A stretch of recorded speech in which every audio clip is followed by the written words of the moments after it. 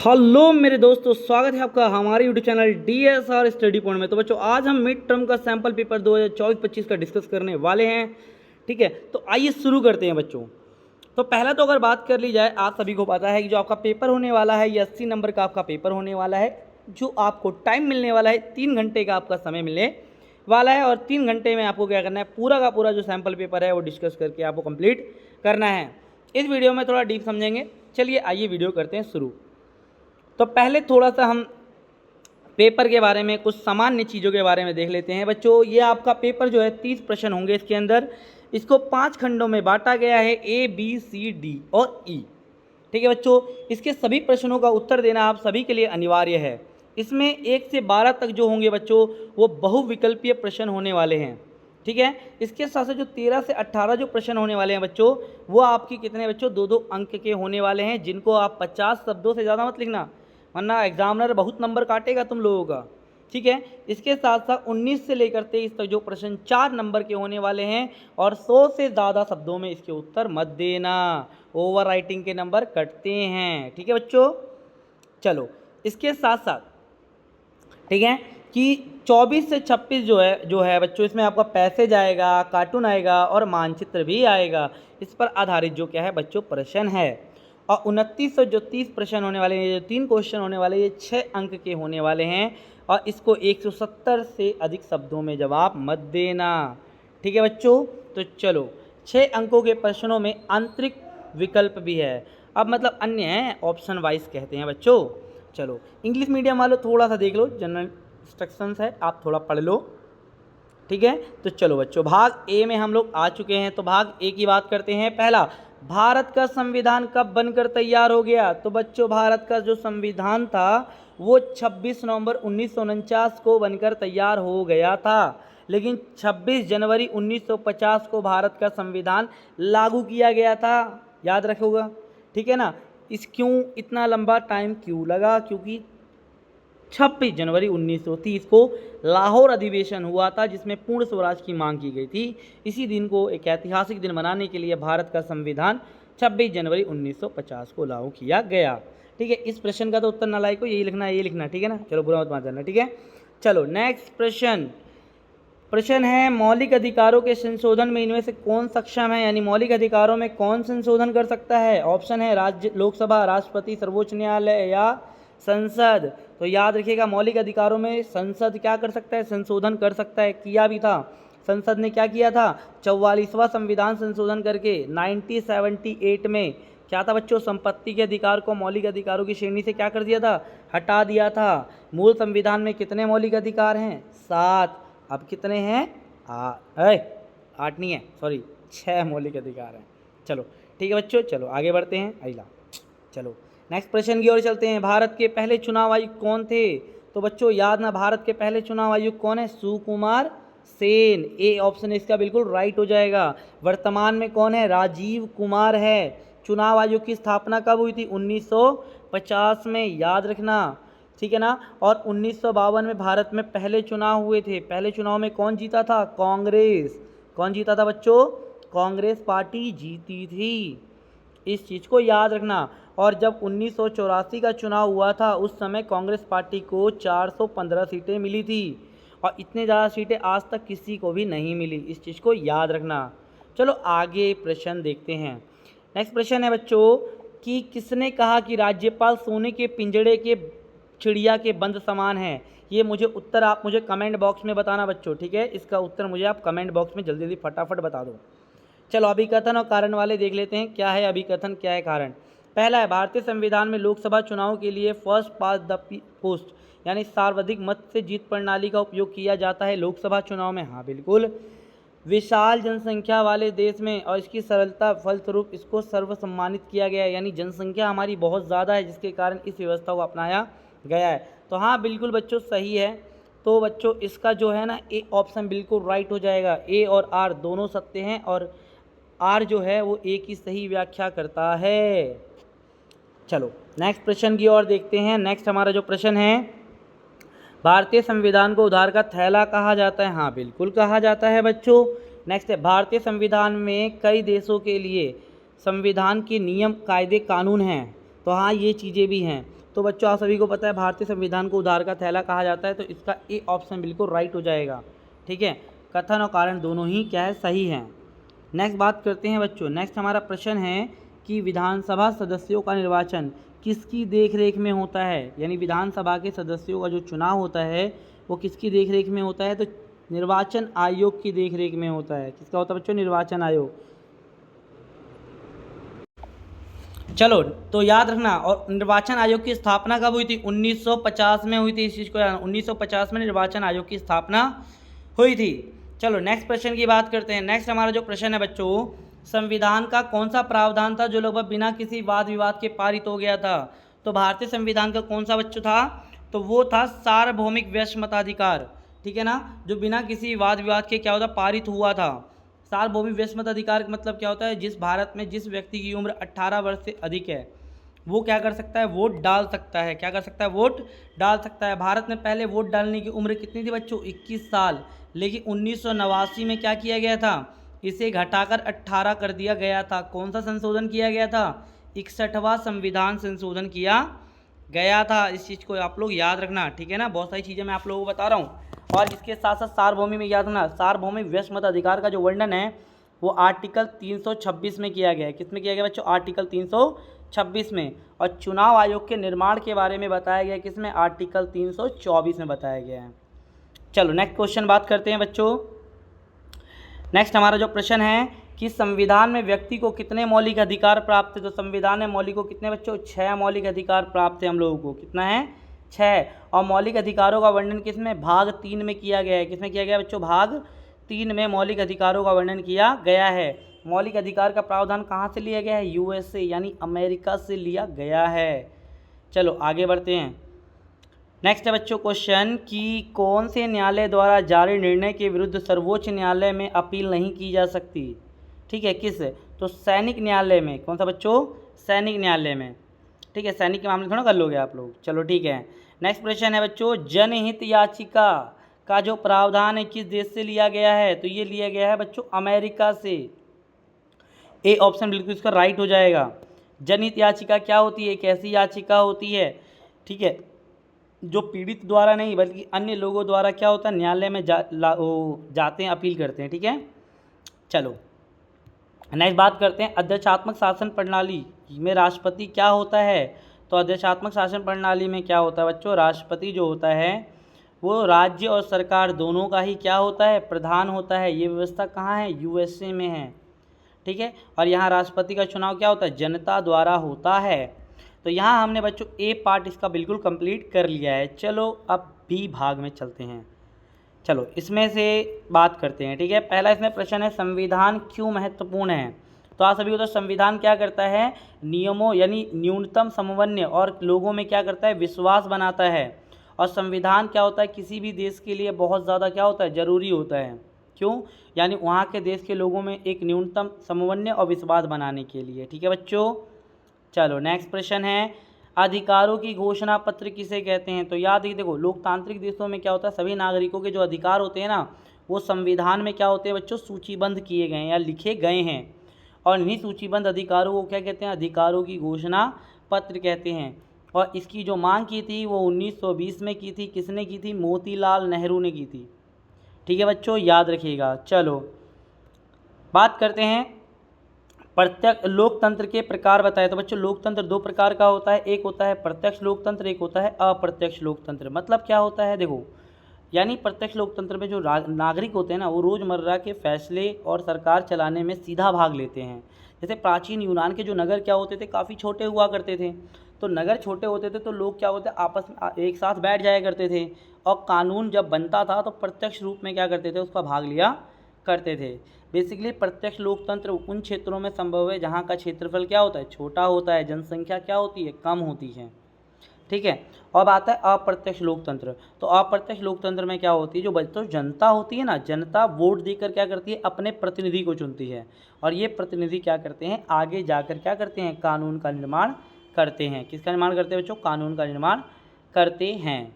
ठीक है ना, और ये से भारत इंग्लैंड में अप्रत्यक्ष लोकतंत्र को अपनाया जाता है। इस चीज़ को आप लोग याद रखना। ठीक है, चलो नेक्स्ट प्रश्न की ओर चलते हैं हम लोग। नेक्स्ट प्रश्न है बच्चों, न्यायिक पुनरावलोकन और रीट में क्या अंतर है?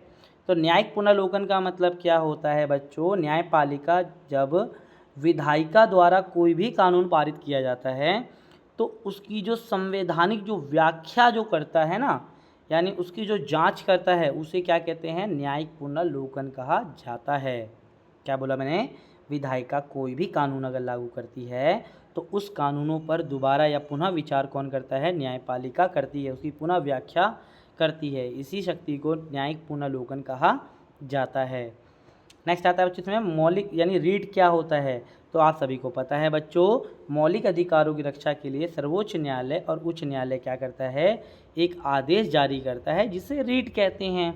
जैसे बंदी प्रत्यक्षीकरण, परमादेश, उत्प्रेक्षण लेख, अधिकार परीक्षा, इस प्रकार के क्या होते हैं बच्चों? रीट होते हैं। इस चीज़ को आप लोग याद रखिएगा, ठीक है। चलो नेक्स्ट प्रश्न की ओर चलते हैं। नेक्स्ट हमारा जो प्रश्न है बच्चों कि सरकारी व गैर सरकारी विधेयक में क्या अंतर है? आप क्या समझते हैं? तो सरकारी विधेयक क्या होता है, इसके बारे में पहले बात कर लेते हैं।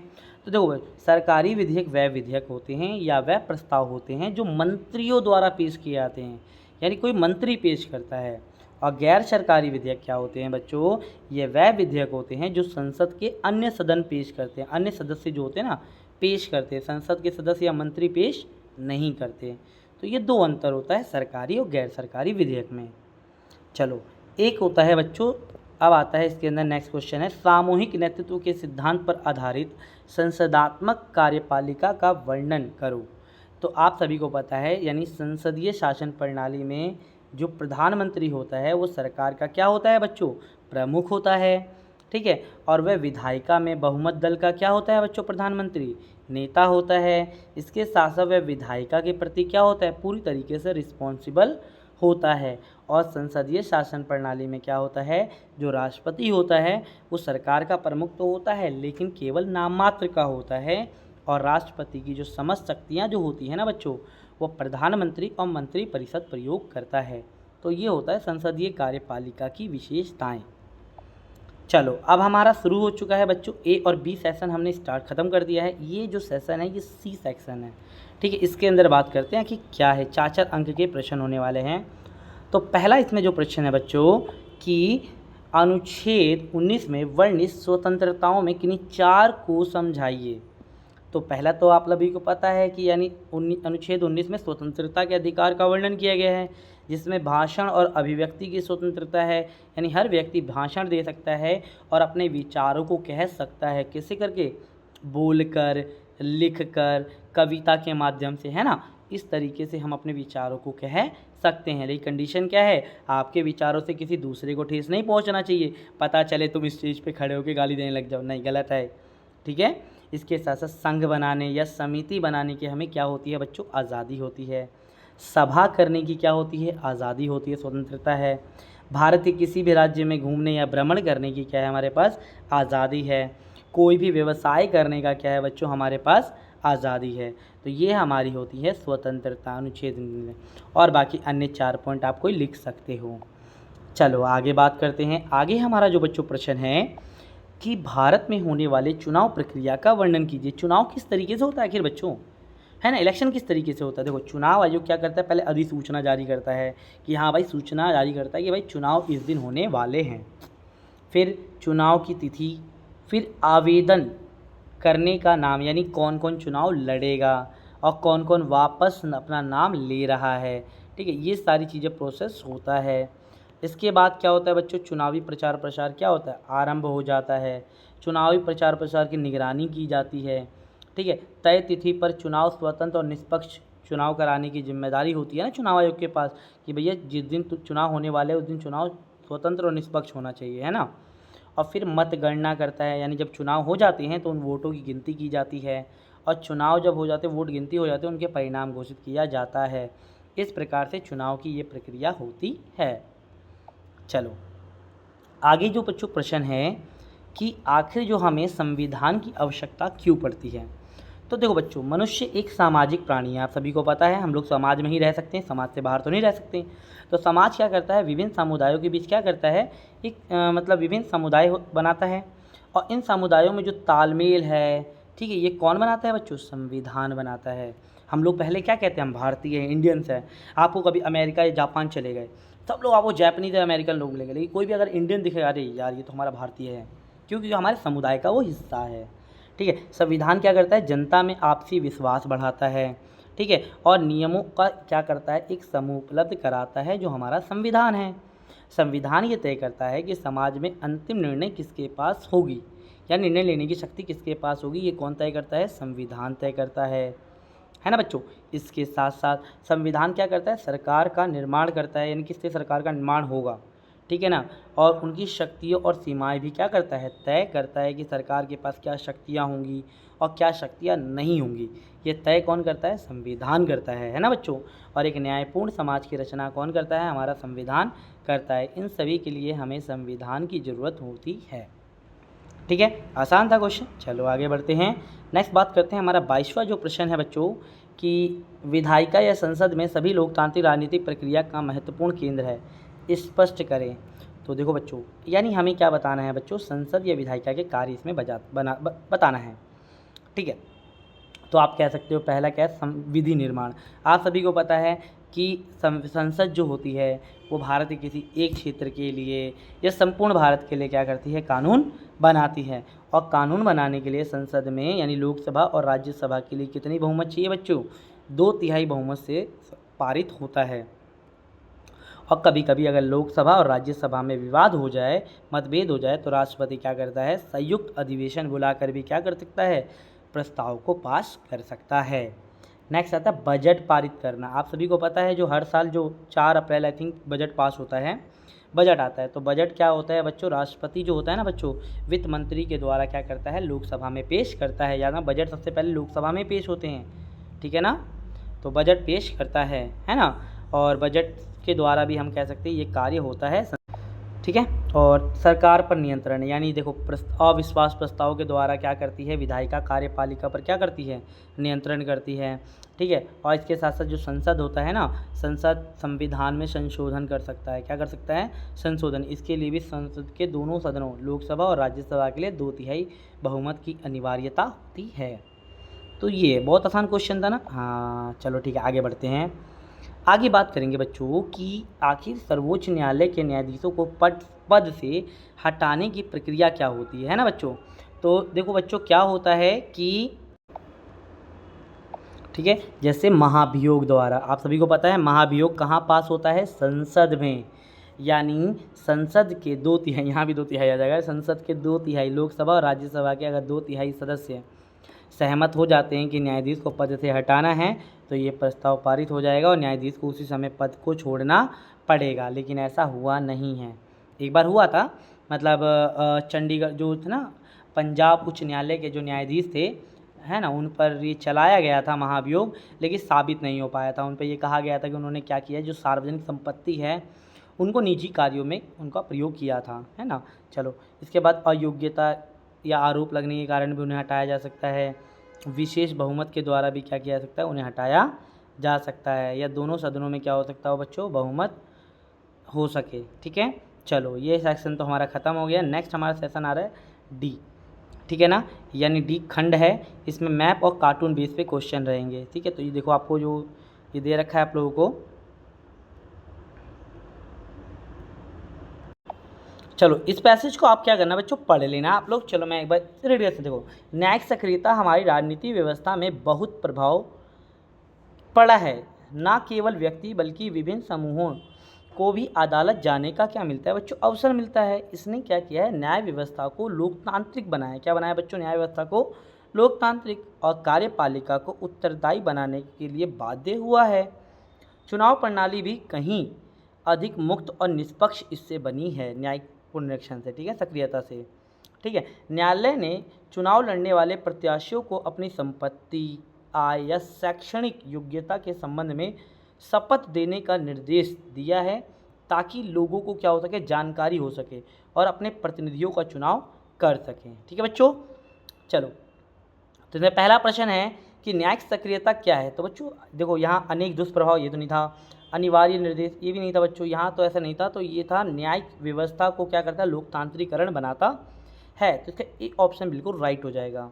नेक्स्ट है बच्चों न्यायिक सक्रियता कार्यपालिका को क्या बनाती है, तो बच्चों उत्तरदायी बनाती है, रिस्पॉन्सिबल बनाती है। हम जनता के प्रति क्या है बच्चों, रिस्पॉन्सिबिलिटी है हमारे ऊपर, है ना। इसके साथ साथ नेक्स्ट हमारा जो प्रश्न है बच्चों कि निम्नलिखित में से क्या एक रीट का प्रकार है, कौन सा रीट का एक प्रकार है। तो आपको पता है ना बच्चों, देखो अधिकार विहीनता तो कुछ होता ही नहीं है, गैर न्यायिकता होता ही नहीं है, सामाजिकता तो होता ही नहीं है। तो कौन सा है बच्चों इसमें से रीट हमारा, अधिकार परीक्षा।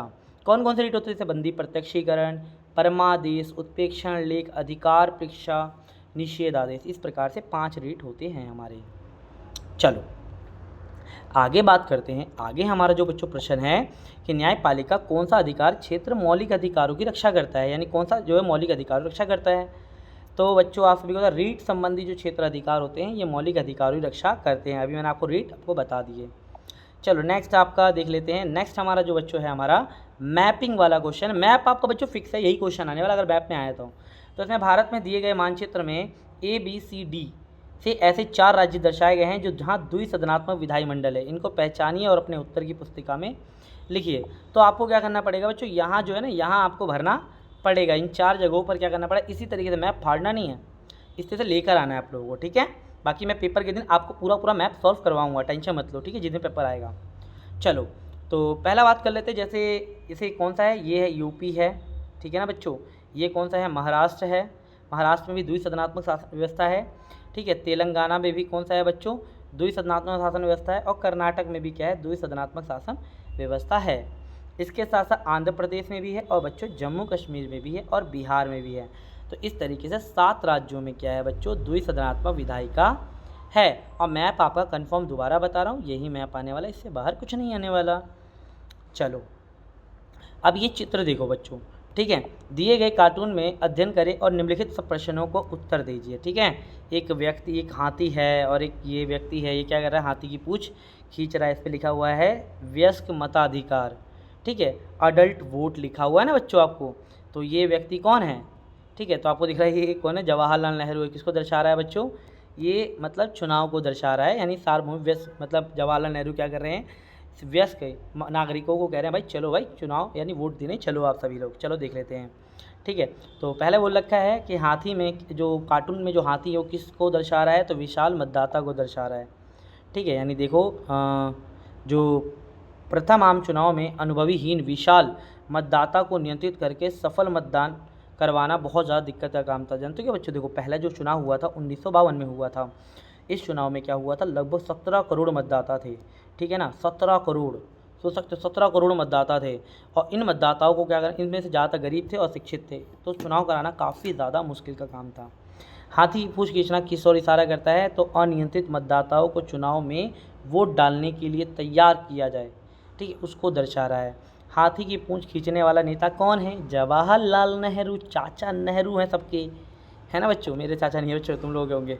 चलो वयस्क मताधिकार यानी भारत का हर वो व्यक्ति जिसकी उम्र 18 वर्ष है, सभी नागरिक बिना भेदभाव के वोट दे सकते हैं, उसे वयस्क या सार्वभौमिक वयस्क मताधिकार कहते हैं। चलो भाई अब आते हैं सेक्शन जो हमारा है बच्चों खंड ई है, इसके बारे में बात करते हैं। तो पहला प्रश्न है, भारतीय संविधान को उधार का थैला क्यों कहा जाता है, टोकरी क्यों कहा जाता है। तो ये देख लेते हैं। आप सभी को पता है भारत का संविधान लगभग 75% जो संविधान है वो 1935 के अधिनियम के अनुसार विदेशों से लिया गया है, ठीक है। और 1928 में मोतीलाल नेहरू समिति ने क्या किया था, 10 मूल मानव अधिकारों की क्या होता है इसमें शामिल किया था, ठीक है। अब अन्य देशों से हमारे संविधान में क्या क्या लिए गए हैं ये देखते हैं। जैसे ब्रिटेन के संविधान से क्या लिए गए, सर्वाधिक मत प्रणाली, जैसे first past the post system कहाँ से लिया गया है, ब्रिटेन से लिया गया है, ठीक है। सरकार का संसदीय स्वरूप कहाँ से लिया गया है बच्चों, तो सरकार का संसदीय स्वरूप ये भी ब्रिटेन से लिया गया है। कानून के शासन का विचार कहाँ से लिया गया है, ब्रिटेन के संविधान से। विधायिका में अध्यक्ष का पद और उसकी कानून का निर्माण करने की विधि ये भी कहाँ से लिया गया है बच्चों, ब्रिटेन से लिया गया है। तो सारी चीज़ें ब्रिटेन से ली गई, ये याद रखिएगा, ठीक है बच्चों। चलो अमेरिका से क्या क्या लिया गया है, तो अमेरिका से मौलिक अधिकार लिए गए हैं। संविधान की प्रस्तावना, याद है ना, प्रस्तावना को संविधान का कुंजी भी कहा जाता है, ये भी लिया गया है। न्यायिक पुनर्लोकन की शक्ति भी अमेरिका से ली गई है। न्यायपालिका की स्वतंत्रता भी अमेरिका से ली गई है। उपराष्ट्रपति का पद भी कहाँ से लिया गया है? अमेरिका से लिया गया है ना। इसके बाद बात करते हैं आयरलैंड के संविधान से। तो राज्य के नीति निर्देशक तत्व जो है ना बच्चों, ये आयरलैंड से लिए गए हैं। राज्यसभा में जो मनोनीत सदस्य होते हैं, कितने होते हैं बच्चों? 12 सदस्य होते हैं ना। तो ये प्रावधान भी कहाँ से लिया गया है? यानी आयरलैंड से लिया गया है। फ्रांस के संविधान से क्या लिया गया है? स्वतंत्रता, समानता और बंधुता का सिद्धांत लिया गया है। अब बात करते हैं कनाडा के संविधान से। तो देखो, अर्ध संघात्मक सरकार का स्वरूप, ये कहाँ से लिया गया है बच्चों? कनाडा से लिया गया है, संघात्मक शासन व्यवस्था। और जो बच्चों संघात्मक में होता है केंद्र सरकार और राज्य सरकार के बीच शक्तियों का बंटवारा होता है, ठीक है। तो इसमें संघ सूची, समवर्ती सूची और जो अवशिष्ट सूची का जो विषय है, ये भी कहाँ से लिया गया? कनाडा से लिया गया है। तो इस तरीके से भारतीय संविधान को उधार का थैला या पुष्प का गुच्छा कहा जाता है। चलो नेक्स्ट प्रश्न की बात करते हैं। नेक्स्ट प्रश्न है बच्चों, भारतीय संविधान की विशेषता बताते हुए भारतीय संविधान की विशिष्ट बनाते हैं। क्या चीज़ें विशिष्ट बनाती हैं? तो भारतीय संविधान की विशेषता बताते हैं। पहला सभी को पता है, भारतीय संविधान का जन प्रतिनिधियों यानी लोगों द्वारा चुना जाता है, ठीक है। लिखित संविधान है, आप सभी को पता है हमारा भारत का संविधान दुनिया का सबसे लिखित और सबसे बड़ा संविधान है। इसके साथ साथ इसमें प्रभु, संपन्न, लोकतांत्रिक, समाजवाद, धर्मनिरपेक्ष राज्य का निर्माण करता है हमारा संविधान। इसके साथ साथ नागरिकों को मूल अधिकार के साथ साथ मूल कर्तव्य की भी याद दिलाता है, मतलब मौलिक कर्तव्य भी देता है। इसके साथ भारत में क्या है? न्यायपालिका क्या है? स्वतंत्र है। न्यायपालिका के कार्यों में किसी प्रकार का कोई हस्तक्षेप नहीं कर सकता। इसके साथ साथ संसदीय शासन व्यवस्था है भारत में, लोकसभा, राज्यसभा है ना बच्चों। और राज्य के नीति सिद्धांतों को भी इसमें शामिल किया गया है। और भी बहुत सारे, जैसे इकहरी नागरिकता है हमारे भारत में, है ना, संविधान की सर्वोच्चता है। इस तरीके से आप कर सकते हैं, ठीक है। चलो नेक्स्ट 28वां जो प्रश्न है हमारा कि भारतीय संविधान में निहित मौलिक अधिकारों का वर्णन कीजिए। तो हमारा कौन कौन से मौलिक अधिकार है? समानता का अधिकार, स्वतंत्रता का अधिकार, शोषण के विरुद्ध अधिकार, धार्मिक स्वतंत्रता का अधिकार, ठीक है। इसके बारे में आप लोग एक्सप्लेन कर दीजिएगा विद आर्टिकल वाइज, ठीक है। चलो मैं आगे बढ़ लेता हूँ, ठीक है। नेक्स्ट हमारा जो प्रश्न है बच्चों कि भारतीय चुनाव प्रणाली की विशेषता बताइए। आप सभी को पता है भारतीय चुनाव प्रणाली में कौन सा अपनाया जाता है? सर्वाधिक मत प्रणाली को अपनाया जाता है। ये कहाँ से लिया गया है? ब्रिटेन से यानी यूके से लिया गया है, ठीक है बच्चों। ये विधि क्या है? सरल है। दूसरा, इसमें प्रतिनिधि क्या होता है? जनता के प्रति जो होते हैं उम्मीदवार, वो रिस्पॉन्सिबल होते हैं, जनता के प्रति क्या होते हैं? जवाबदेह होते हैं, है ना। और इसके साथ साथ मतदाता और प्रतिनिधि क्या होते हैं? प्रत्यक्ष संपर्क रखते हैं, यानी मतदाता अपने प्रतिनिधि के बारे में पूरी जानकारी पता होती है। इस प्रणाली में क्या होता है? क्षेत्रीय प्रतिनिधित्व या लोकतंत्रीय सिद्धांत पर आधारित होता है। इसमें खर्च क्या होता है? कम आता है। और इससे बच्चों लोगों में राष्ट्रीय एकता बढ़ती है, लोगों में एकता अखंडता बनती है, ठीक है। तो ये होती है भारतीय चुनाव प्रणाली की विशेषताएं। अब बात करते हैं नेक्स्ट हमारा जो प्रश्न है बच्चों, राष्ट्रपति के किन्हीं 3 विशेष अधिकारों का वर्णन करें।